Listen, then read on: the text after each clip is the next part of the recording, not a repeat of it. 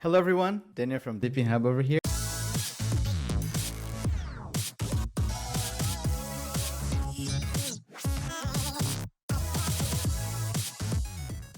This episode is brought to you by Peak, the blockchain for real-world applications and home of DePIN. If you think it's time for Web3 to get real, check out their website at peak.network. That's peaq.network.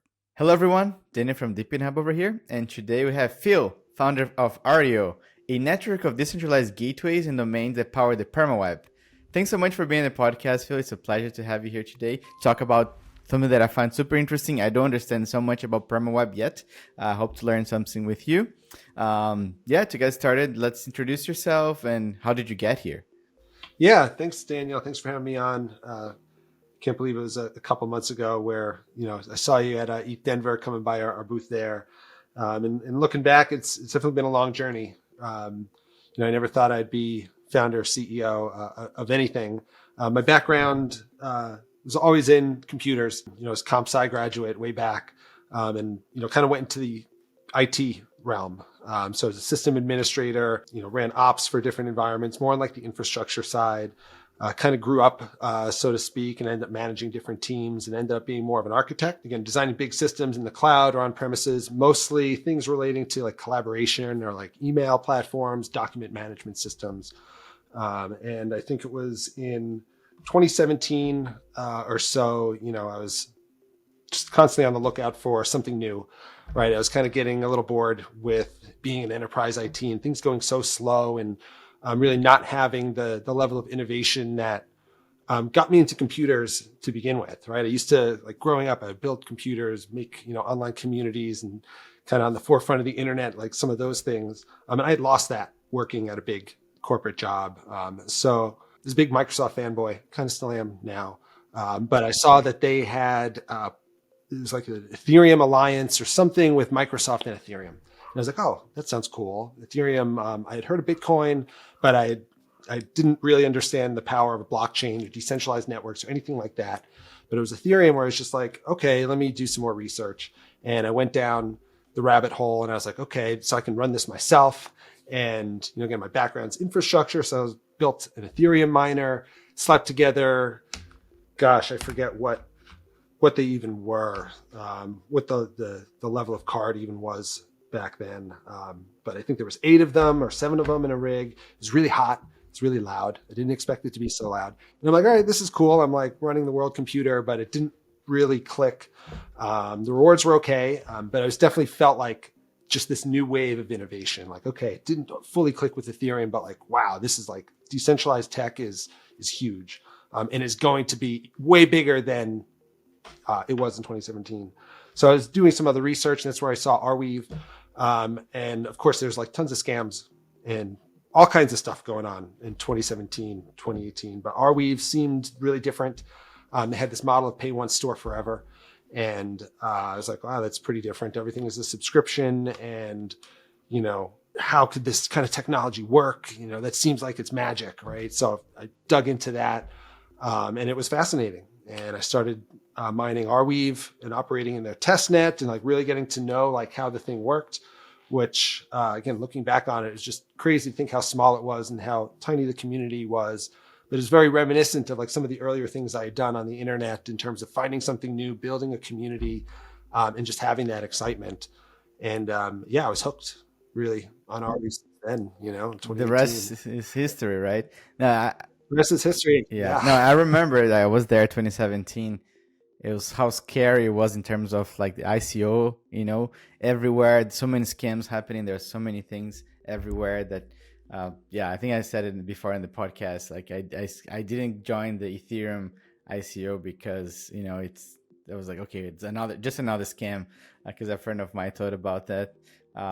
But yeah, it's great times, and a lot of people that are nowadays like full-time on crypto joined around that time, right?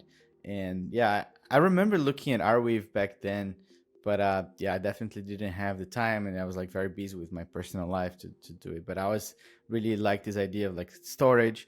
At the time, I did run like a storage node. I'll have an episode, like a few episodes. A few weeks ago, I interviewed the guys from StarJ as well. So it's similar but different, right? The idea like storing files But then there's this idea of permaweb that came with Arweave. Maybe you can touch a little bit what's permaweb. Permaweb, I guess, is really the piece that I think is the most kind of revolutionary out of all of it, and it's really an internet that remembers everything, right? So Arweave is this kind of layer one platform. It's like the hard drive. It's a hard drive that remembers everything, right? It's spread around the world. You pay one time for your data to be uploaded, and then it can't ever be deleted, can't ever be changed. It has all this metadata underneath it, like who uploaded it and what time, and any other kind of tags and information that the developer could apply, right? It could reference other pieces of data, and it can support applications and pages and sites and all kinds of things built on top of a hard drive. And it's all accessible via any kind of browser or mobile device because it just uses HTTPS and TCP/IP and the common things you would use to access something on the internet, except everything is permanent.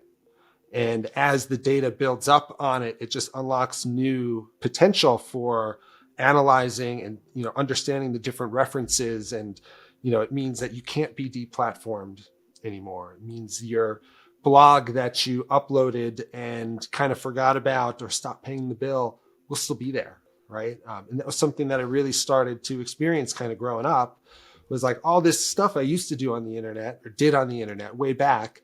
Sure, some of it was inconsequential and not important, but other pieces, like blog is a great example, it's gone now, right? Like the 404 not founds and kind of the link rot, like it is a real thing. It's not just a stat. And, the longer you use the internet, the more often or not you'll experience this.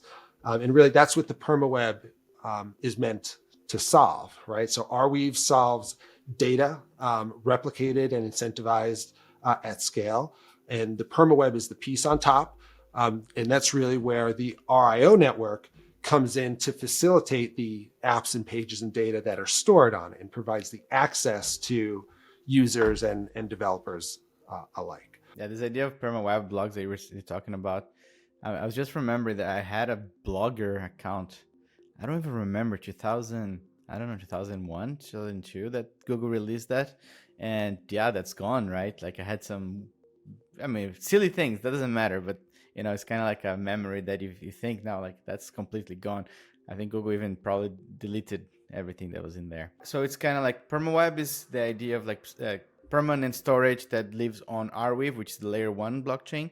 And then RIO is the gateway access for like how you connect to this data that's been in this blockchain. It's kind of like RPC node for like Ethereum, if you think. Exactly. But decentralized, permissionless, and with an incentive.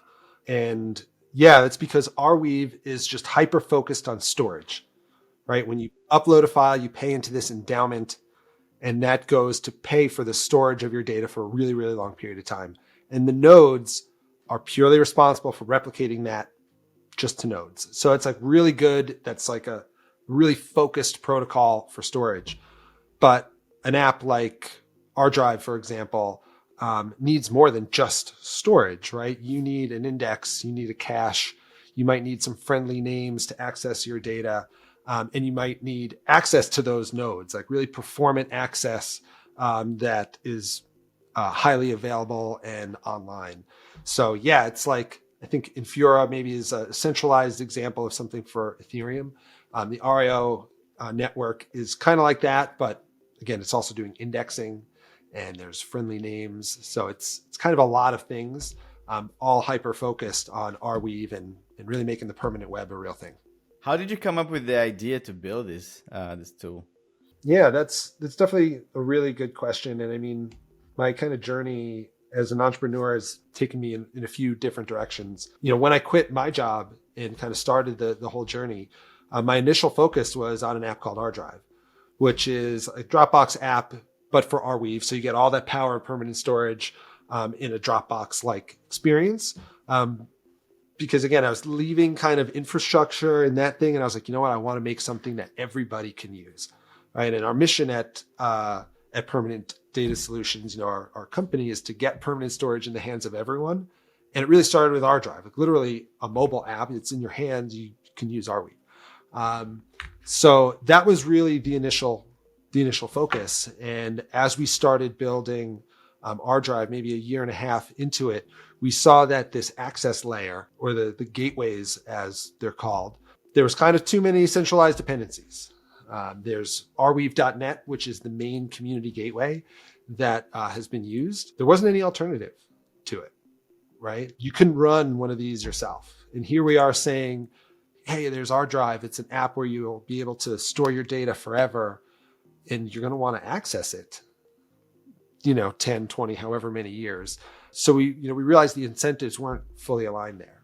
And the barriers of entry were way too high for anyone to just run a gateway in their house. So that's when we were like, all right, ArDrive is great, but maybe we do have to also make some infrastructure to make this whole permanent web thing like a reality. So we saw the opportunities there, and we decided to go after it. A lot of our engineering experience is on the infrastructure side. So we figured let's take a step beyond just ArDrive and make a whole network that supports the things that this gateway role, this centralized gateway supports. So it's like we kind of replicated that and then gone even beyond what the original intention for an Arweave gateway was supposed to be. So whenever you store the data on Arweave, it's a bunch of hashes, right? Like you don't have like a beautiful file .jpeg that you saved. And then the Arweave itself is a completely decentralized network. But then to get into this network, the gateway initially was a centralized entrance gate that if someone that organized from the Arweave Foundation team, I don't know who they are, that person stopped doing that, dies, I don't know, then probably the project's going to have a hard time really continuing. And then you build Ario, it's like a decentralized protocol on top of Arweave to also be able to have this decentralized gateways that is permissionless in a way, right? Like I can run my own gateway so that you, for example, decided to retire from working in this project, I can continue, and then the gateways can continue accessing Arweave data, more or less. Exactly. So there's a network of these, as well as it's something that you as the developer or whomever can run yourself for your own purposes. Maybe you enjoy self-sovereign data access, and that's just something that you want to do. So like these are really meant to operate either scaled out in a cloud or on really big bare metal servers or on a Raspberry Pi.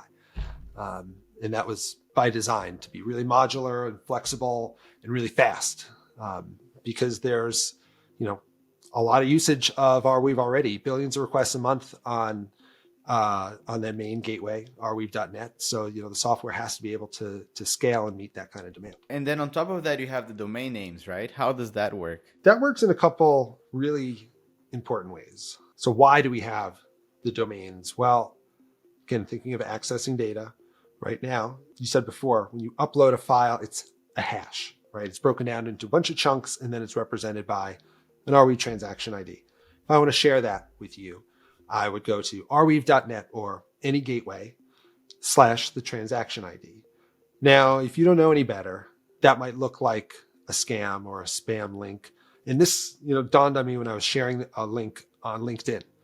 And I'm thinking of like my professional network, and they just see arweave.net and then a long hash, and they're probably like, what is this? It's like sharing an IP address for a website, right? Kind of. So like, okay, well, sure, I could go and I could buy a domain name. I could set up a little reverse proxy for my hash, or it would be great if the gateways, this piece providing all the access to the network, use their own domains to provide a friendly name for my transaction ID. So that's how RNS, the Arweave Name System, was kind of born. And because a gateway is already, this might get too technical, but a gateway already has to provide its subdomain space to follow the RIO network protocol. It already allows for any friendly name to be before the gateway's URL. So you, for example, buy the name Daniel. It would be accessible on daniel.ar-io.dev, daniel.violinarios.com, daniel.gateway.io, or any of I think there's 300 plus gateways that are on the network.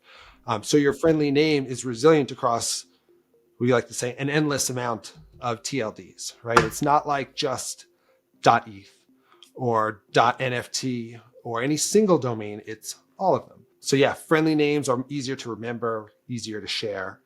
And that's really important, we think, for just overall adoption of the permaweb. Imagine if there was no DNS, how would the internet have gotten popular?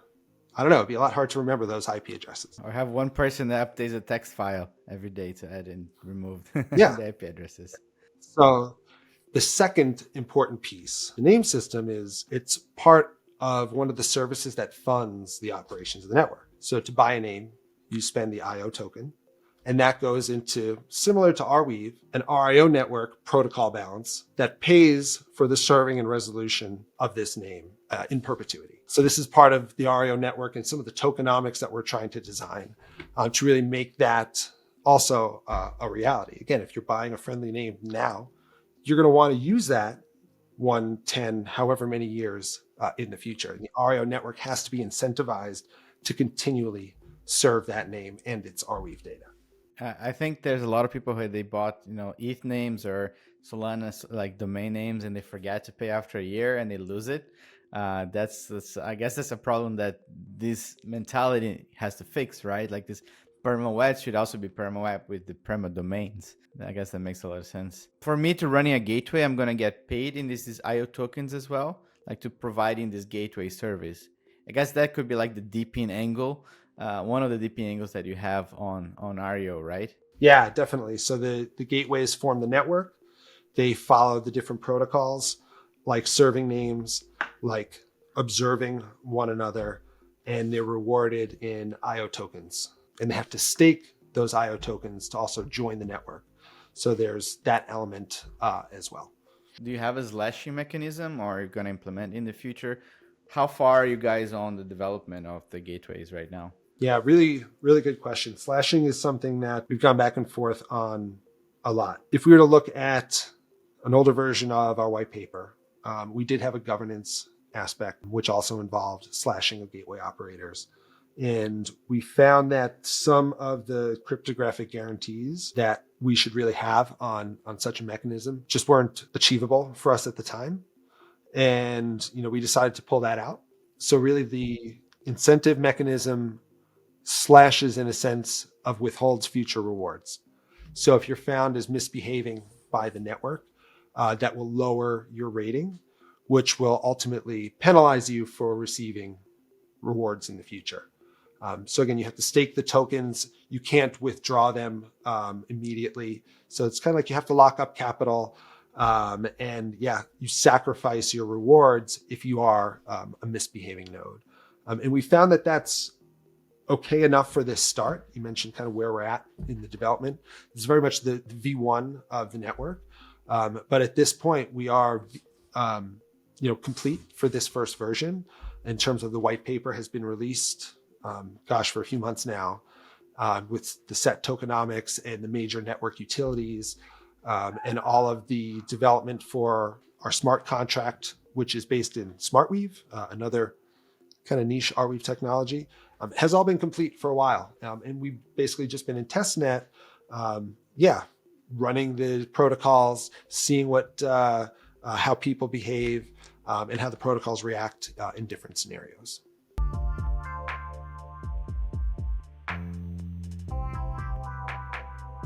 PIC is a layer 1 blockchain designed to power DePINs. Why do DePINs choose to build on PIC? It's fast, scalable, low cost, offer builders are ready to deploy DePIN SDK, and is multi-chain. So when you build on PIC, you're building for all Web3. PIC is home for the fastest growing DePIN projects, with more than 100,000 vehicles and devices deployed, over a dozen DePINs already building, and the world-leading device manufacturers such as Boss partner with them. Think of building a DePIN? PIC has a grant program for DePIN builders. If you're listening to this, remember, you're early. The PIC network will launch in the first half of 2024. Check out PIC's channels for more details and links in the podcast description.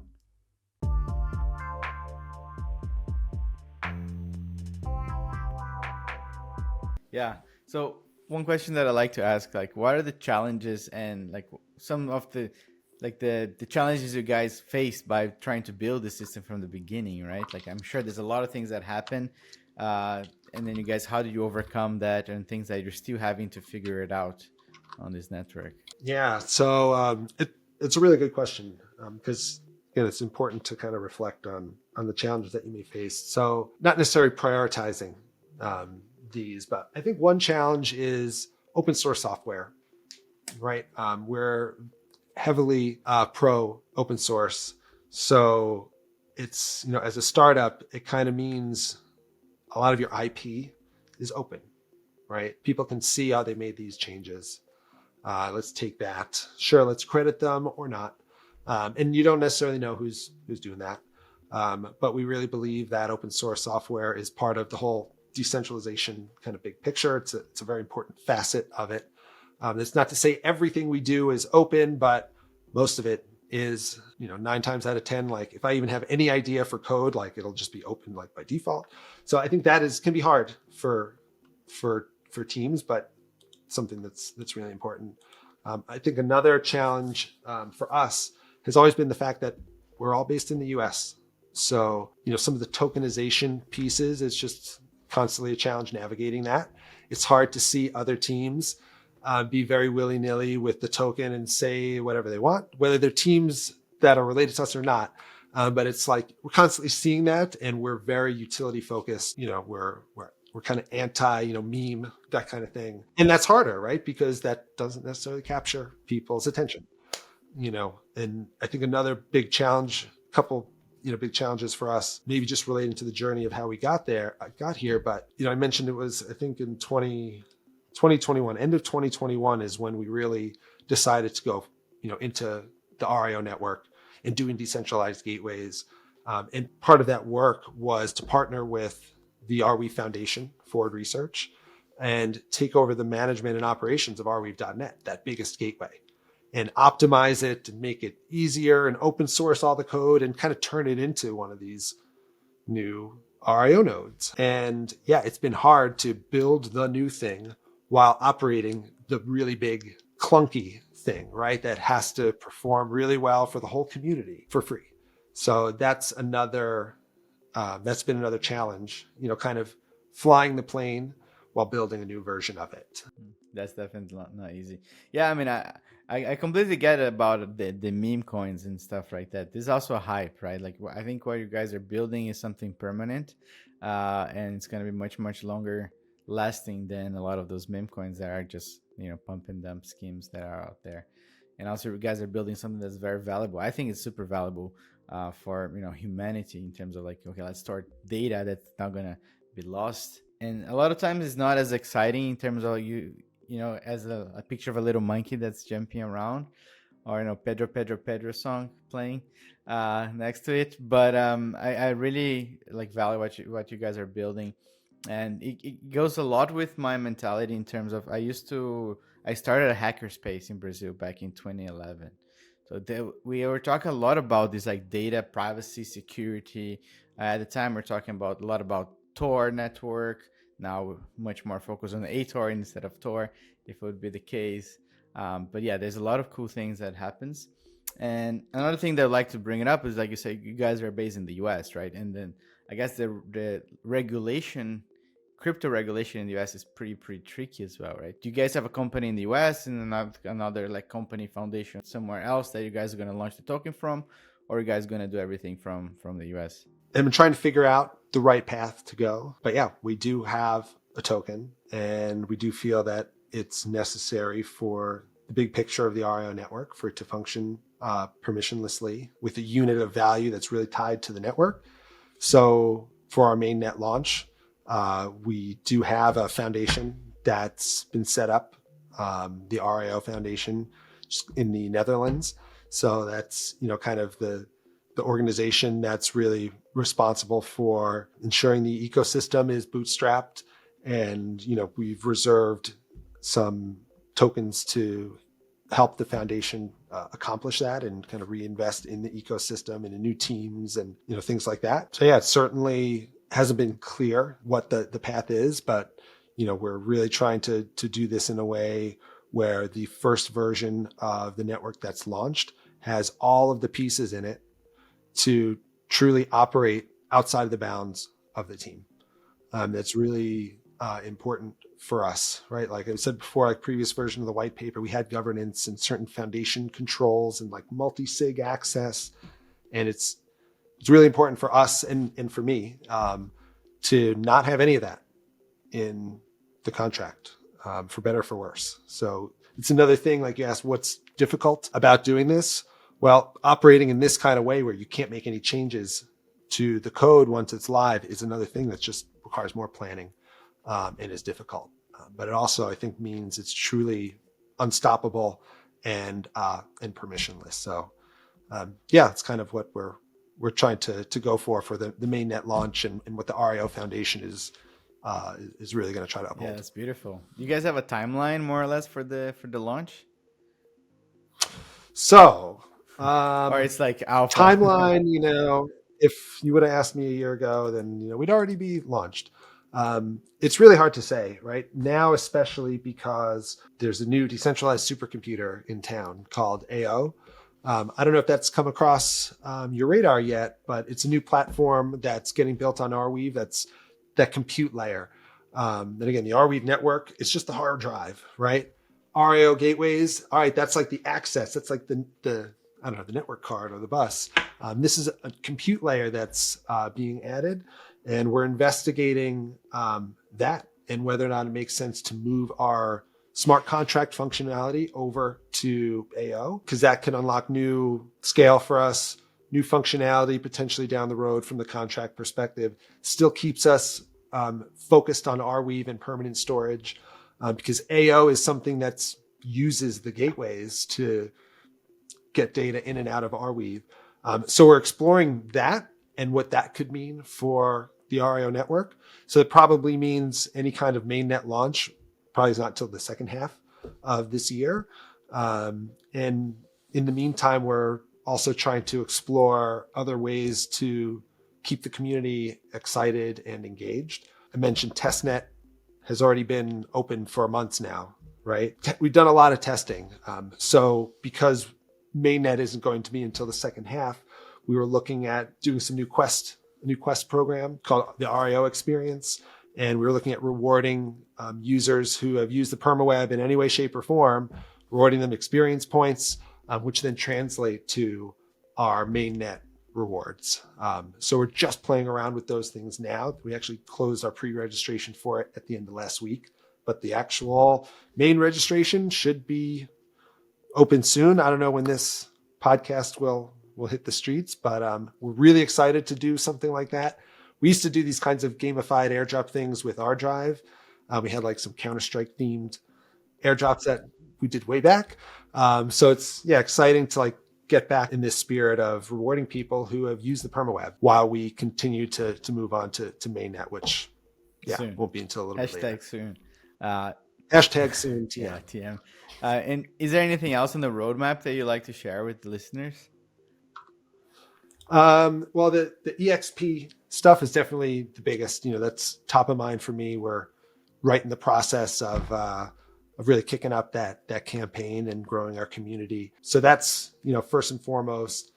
Migration to AO is something else that we announced last week that the RIO network was going to be doing that. So there's a lot of testing to come on that. So we'll be the next few weeks doing that migration, as well as bringing the Arweave.net gateway into the RIO network as well. That'll be really exciting to finally put that in to the list of staked gateways, and get some adoption there. On the ArDrive side, we really didn't talk much about ArDrive, but we're still doing a lot of cool things that there. We just revamped the whole login experience to introduce MetaMask sign-in, which is pretty cool. And while we didn't fully announce it yet, the ArDrive Turbo, which is the uploading service that's kind of behind ArDrive that gets your data to the Weave, now accepts Ethereum and Solana payments. So really trying to bridge to other ecosystems outside of Arweave, right? Arweave is for data, and you can actually sign those uploads in any kind of wallet you want, right? So you shouldn't have to just have an Arweave wallet to upload. So we're exploring that and introducing that into ArDrive and potentially other functionalities of the RIO network. So excited for the next few months, and hopefully the mainnet launch is really the big thing that's happening. Yeah. this idea of being able to send like pay the transactions in Solana or Ethereum, I think is going to be really, really interesting. It's going to also ease the adoption, right, for new people to come. A lot of people are getting into crypto because of Solana, for example, because it's so much easier than and cheaper, to transact in Ethereum, for example. So enabling that for like ArDrive, I think is going to be very, very interesting as well. Where can people go to learn more about ArDrive, Ario, and everything that you guys are building? Pretty simple, ar.io or rdrive.io. Yeah, follow us on Twitter, join our mailing list, do all those fun things. Definitely keep an eye on Twitter. Like I said, we have this experience points program going out. I forget when they're going to announce the actual registrations open really soon. So yeah, join our Discord too. Feel free to ask me any questions. I mean, we actually have a Turbo for Startups program. If you're a team trying to build, we might, we could chat and we can give you an amount of storage credits to help you, get your feet off the ground. But yeah, love to hear from anyone. Awesome. Yeah, make sure we're going to put all the links on the description of this video or podcast, anywhere you're listening to it. Thanks so much, Phil, for being in the podcast. It's always a pleasure to have you, talking to you, and meeting you first in Denver. And now let's follow up hopefully in a few months, or like whenever you guys go mainnet, maybe we can bring you again to the podcast to really like pop the champagne and celebrate that, because I think that needs to be celebrated because it's such an interesting project that you guys are building. And yeah, make sure everyone, all the listeners, to follow us on YouTube, on Spotify, on Apple Music, whatever, anywhere that you listen to. Make sure to also go to DePINHub.io and subscribe to the newsletter, because there's going to be a lot of cool alphas that are coming there. And yeah, excited to the future of DePIN. And thanks for building what you guys are building. It's a pleasure to be able to participate in this great ecosystem, man. Have a great day. Thanks, Daniel. Thanks for having me. It was a pleasure to talk about Arweave and the permaweb. Cheers, man. See you later.